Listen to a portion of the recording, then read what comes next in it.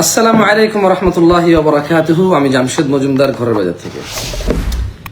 অনেকেই আপনারা প্রশ্ন করতেন, আচ্ছা জামশেদ ভাই, আপনাদের ঘরের বাজারের মধুটা তো 100% অর্গানিক হবে, তাই তো? আমরা কিছু বলতে পারতাম না, আমরা বলতাম যে পিওর, কোনো ভেজাল নেই। কারণ কোনো কিছুকে অর্গানিক বলার জন্য এইটা অর্গানাইজেশন থেকে সার্টিফাইড হইতে হয়, তারপরে অর্গানিক বলা যায়, আদারওয়াইজ অর্গানিক বলা যায় না। কেমন? যেমন এই জিনিসটার দিকে দেখেন, এটা USDA সার্টিফাইড অর্গানিক। কেন? কারণ তানজানিয়ার যেই জঙ্গল থেকে এই মধু সংগ্রহ করা হয়েছে, ওই জঙ্গলের নাম হচ্ছে লেলে, মানে MLELE। এটাকে ওরা লেলে বলে বা মেলেলে বলে। আমি সরি, আমি জঙ্গলের নামটা ঠিকভাবে নিতে পারতেছি না। কেমন?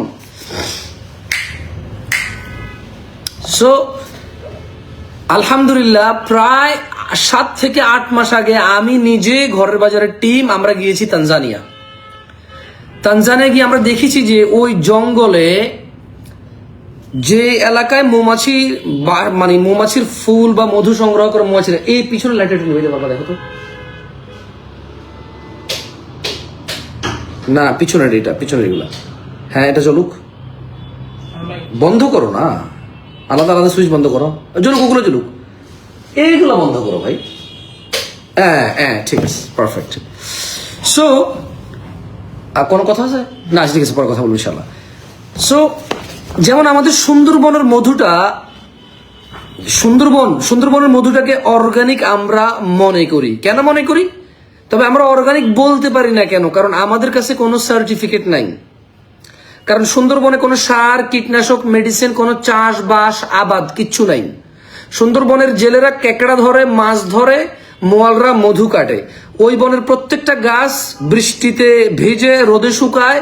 কেউ গাছ আলাদা রোপণ করে না, কেউ বীজ বপন করে না, কেউ যত্ন নেয় না, কোনো সার, কীটনাশক, কেমিক্যাল, অ্যান্টিবায়োটিক ইউজ হয় না। এই জন্য আমরা সুন্দরবনের মধুকে অর্গানিক মনে করি। তবে আমরা মনে করার মধ্যে সীমাবদ্ধ থাকতে হয় এবং আমরা বিশ্বাস করি এটা অর্গানিক, কিন্তু আমরা সুন্দরবনের মধুকে অর্গানিক ক্লেম করতে পারি না। যদি ক্লেম করি তাহলে কেউ বলবে যে তোমার কাছে কি পরীক্ষা নিরীক্ষা, কি সার্টিফিকেশন আছে।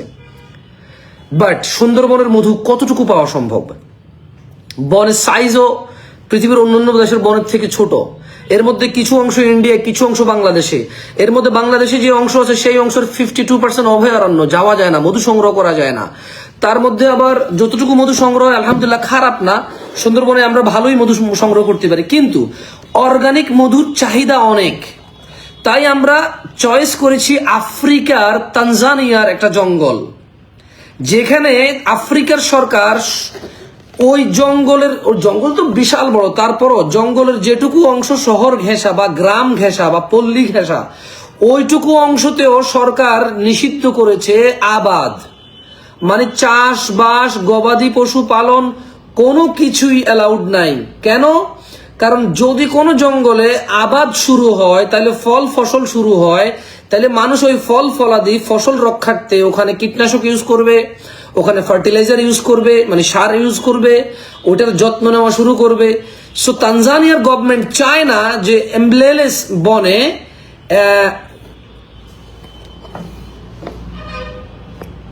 সাউন্ড তো আছে ভাই, একবার আপনারা বুঝলাম না, একজনে বলেন সাউন্ড আছে, একজনে বলেন সাউন্ড নাই। যিনি সাউন্ড নাই বলেন আপনার স্পিকার ইস্যু। সাউন্ড নাই মানে কি ভাই? লাইভ খারাপ করতে আসছে। যাই হোক, সো তানজানিয়ার জঙ্গলের অর্গানিক মধুটা এখন আমার হাতে আছে, মাশাআল্লাহ। কি গ্রান রে ভাই, কড়া গ্রান, কড়া জঙ্গলের মধু। হ্যাঁ, আফ্রিকার মলেলে ফরেস্টের 100% অর্গানিক চাকের মধু এটা। এটা কিন্তু আমাদের দেশে যেরকম ওই যে বি কিপিং হয় ওরকম না। কেমন? এটা হচ্ছে ওরা গাছের আগায় এই কাঠের ফ্রেম।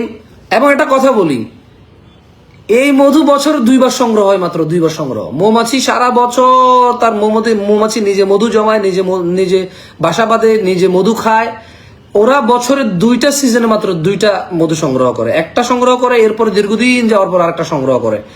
পুরো বছরে মাত্র 2টা মধু সংগ্রহ করে। এই জন্য এটার আচ্ছা ভালো কথা, এটা কিন্তু তানজানিয়ার মধুর সম্পর্কে একটু বলি আমি আপনাকে। আমাদের কাছে যেটা আছে এটা হচ্ছে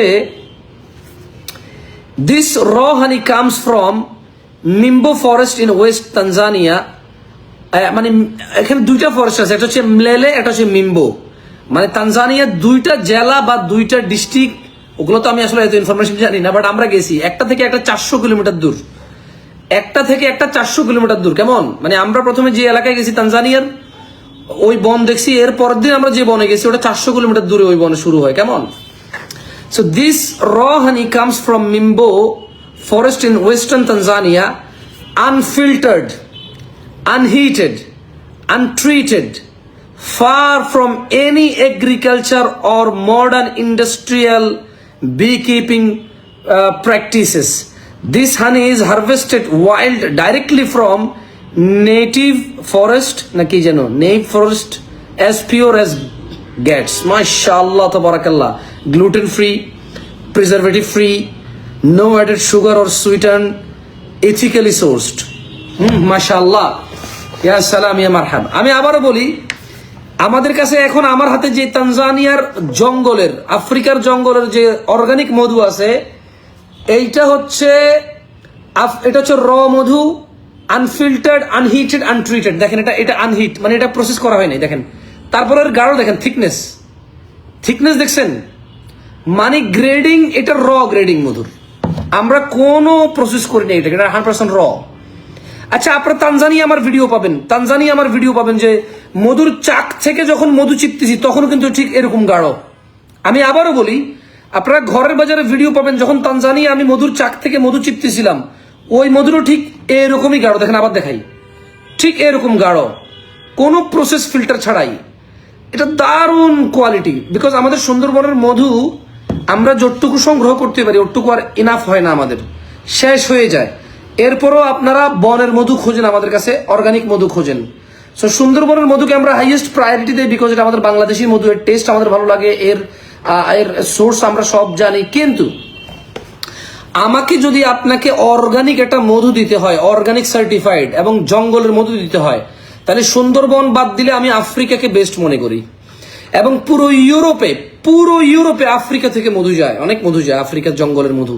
এগুলো আবার ইউরোপিয়ানরা আফ্রিকায় গিয়ে ওদের রিসার্চ গবেষণা কেন্দ্র খুলে ওইসব বনে, ফরেস্টে ওদের আধিপত্য অনেক বেশি। কেমন? ওরাই ওখানকার লোকালদেরকে দিয়ে মধু সংগ্রহ করায়, ওরা এটার মানে ওরা জার্মান পাঠায়, অস্ট্রেলিয়া পাঠায়। বাট এই যে দেখেন, এটা ইউরোপীয় ইউনিয়ন স্ট্যান্ডার্ড অর্গানিক সার্টিফাইড এবং ইউএসডিএ অর্গানিক সার্টিফাইড। আমি আবারও বলি, আমার হাতে এখন যে তানজানিয়ার অর্গানিক ইউএসডিএ সার্টিফাইড মধু দেখতে পাইতেছেন, এটা সোর্সটা আমি বলে দিচ্ছি এবং এটার ক্যাটাগরিটা বলে দিচ্ছি। This raw honey comes from Mimbo forest in western Tanzania. এই মধুটা হচ্ছে unfiltered, untreated, unheated, far from any agriculture or modern industrial beekeeping practices. যেমনটা আমি বলেছি, এই মধুটা মডার্ন যে ইন্ডাস্ট্রিয়াল মধু বি কিপিং আছে এটা ওইটা না, এটা ফার ফ্রম কি বলে এটাকে, এনি এগ্রিকালচার, মানে আশপাশে এগ্রিকালচার চাষবাস হয় এমন কোনো কিছু থেকে এটা অনেক দূরে। আমি আগে বলেছিলাম যে এই মধুটা যেই বন থেকে সংগ্রহ করা হয়েছে, ওই বনের আশপাশেও চাষবাস নিষিদ্ধ। বন তো দূরের কথা, বনের একটা নির্দিষ্ট এরিয়ার বাহিরেও কোনো ধরনের কোনো এগ্রিকালচারাল চাষবাস অ্যালাউড নাই।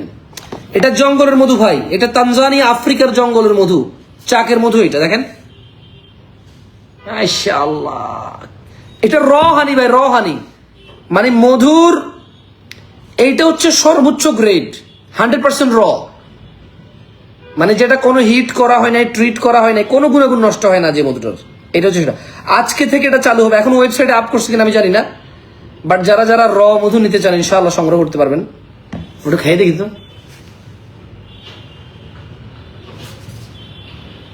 এই যে বিসমিল্লাহ।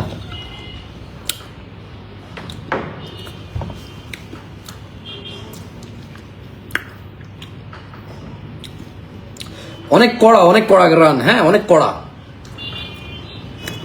আমি জানি না টেস্টটা আপনাদের পছন্দ হবে কিনা, তবে this honey is a totally organic and র, unfiltered, untreated, unheated, far from any agriculture or modern honey B keeping, যে ইন্ডাস্ট্রিয়াল যে বি কিপিং আছে, fur from any of this. 100% ethically source honey, gluten free, এইটা preservative free. ও ভালো কথা, আমরা preservative দেই না এটাতে, বিকজ এটা র অর্গানিক মধু, আমি কেন প্রিজারভেটিভ দিব? আমরা আশা করি যে এটা ঘরের বাজারে খুব দ্রুত শেষ হয়ে যাবে, এবং আপনারা যারা নেবেন পানির সাথে মিক্স করে খাবেন, আরামসে খেয়ে ফেলতে পারবেন। র একদম এভাবে খাইতে চাইেন না, জঙ্গলের মধু তো, মানে একটু কড়া, একটু না, মোটামুটি অনেক কড়া, আমি খাইলাম তো মাত্র। সো একটু পানির সাথে মিক্স করে বা কোনো কিছুর সাথে মিক্স করে খাবেন, দারুণ হবে ইনশাআল্লাহ।